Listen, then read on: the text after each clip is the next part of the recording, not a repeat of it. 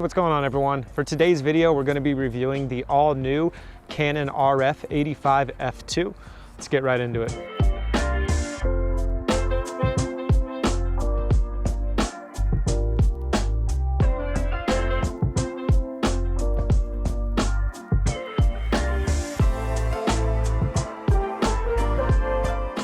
So it's really nice to see Canon make an affordable lens, and yes, I do really mean an affordable lens. This is retailing for $599 at the time of this video.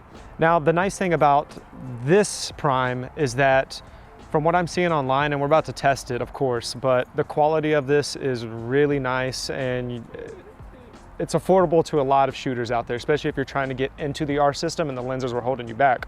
Typically, when a company is starting with a new system, they just make the higher end lenses, which is also going to be, let's say like your 24-70 2.8, 70 to 200. They try to get those out the way as early as possible.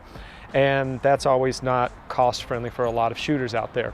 And that also does hold back a lot of people when they're looking to get into a new system. Now, I do know myself personally, working at Precision Camera, when people are looking at the R systems, they start talking about the lenses and then adapting. And typically, you know, for shooters who are right at the end of their budget, the R system just isn't an option, especially if they don't want to use the adapter. Now, before I ramble too much, I do want to say it's nice to see Canon make these more affordable lenses like this one. We have the 50 and then we have the 35, which I have shot with, and I personally love that one as well. Now, let's talk about some of the features about this lens. So, like I mentioned previously, this is an 85 f2 STM lens. Now, this is going to take advantage of the stepping motor. It also is a macro lens. So not only is this going to be amazing for portraits, but also macro photography, it's going to be killer as well. It has a 1:2 ratio, and it also has a minimum focusing distance of 1.15 feet. This lens does offer OIS, and it also offers a brand new hybrid IS inside the lens. It has a 9-bladed aperture, so it's going to produce a very nice bokeh-licious image in your background. And it also has 12 elements and 11 groups. Some of the external features on this RF 85 f2 is we are going to, of course, get our control ring on the top. Now, if you are a non-Canon shooter, this is going to be able to control a variety of options. One of the more popular options, you can actually have this to control your ISO. Another switch we have on the side is we're going to have a focusing limiter. So this is going to be great if I'm trying to do portrait type work, and then also switch between macro photography. So your lens isn't going to have as much of an issue trying to find the focusing on it.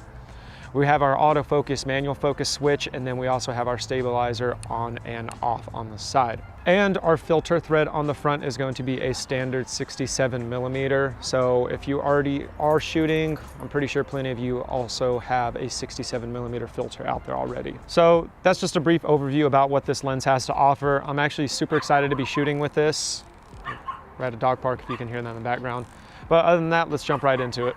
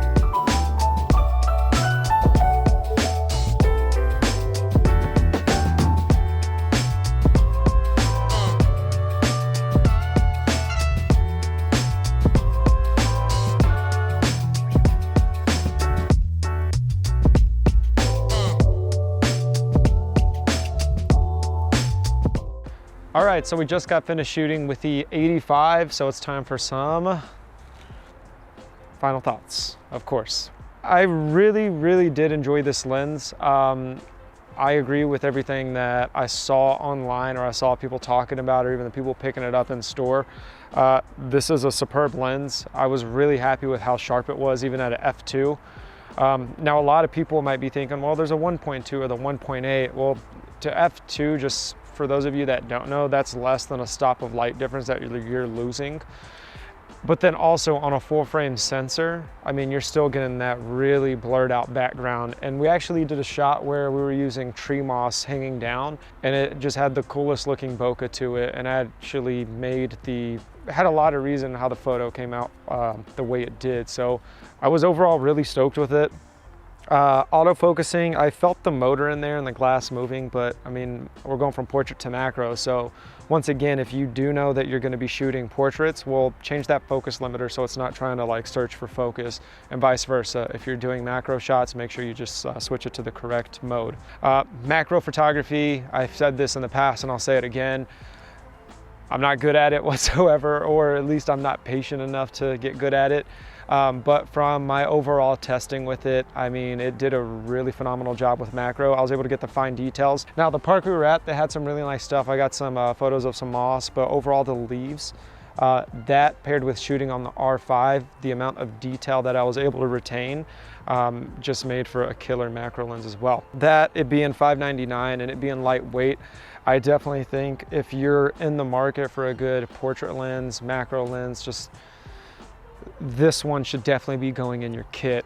And the price difference between this and the 1.2 USM and the 1.2 USM DS version, personally shooting with both of those, of course everyone would love to have the 1.2, but if you need an 85 and your budget just isn't there yet, don't sleep on this one, because I promise you, this is not one to be overlooked. Like I said, I really enjoyed it. I was happy to shoot with it, even though it didn't have that red ring around it.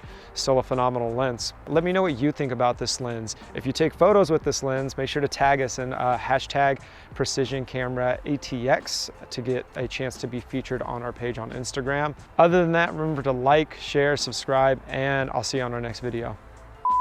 So now that we got out that, hey, what's up everyone? Today we're going to be reviewing the brand new Canon RF 82 f2.